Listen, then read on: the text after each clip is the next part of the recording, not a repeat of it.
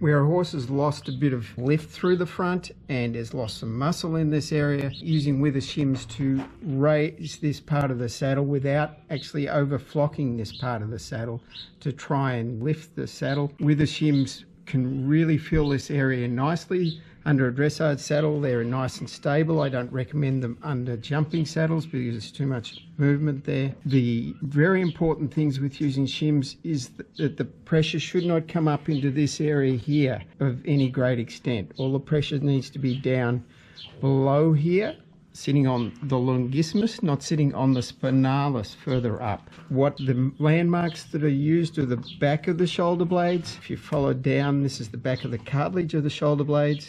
That should be the front of it. Then along the rib angles is your next landmark, and that follows along and is almost in line with the point of the pelvis. If we go trace that along, and the rib angles, the top of so the hard part of, as you come off the longissimus muscle, you'll feel the hard part of the rib angle, and that gives you an idea of just where the boundaries are. We don't want to put extra pressure here on the rib angles because that is a tender spot too, but this is the crucial area up here in this portion of the wither where the spinalis is that gets activated with spinal injury and particularly birth trauma, and is often tender in horses. We don't want to press on that. And also it means that the pressure is going into the bone that way. Here we want it going down onto the less sensitive longissimus muscle, just over the rib cage in this portion here. I'll just grab a shim and we'll have a look at that too.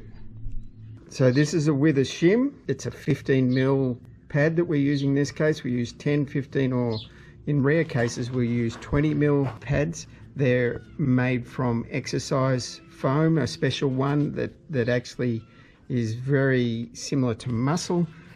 Selecting the right one is super important. These shims, as I was describing with the oval shape there, sit just above the rib angles. They will mold into the shape of the horse, and what it does is replace the muscle in this area here until the horse has actually made it up again. Once it's made it up again, they shouldn't need it.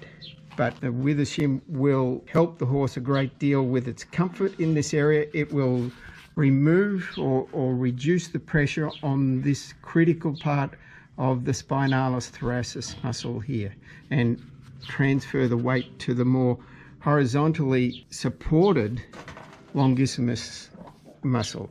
So again, just this spot here, and obviously one on each side, and best used just with a dressage saddle or a similar park saddle.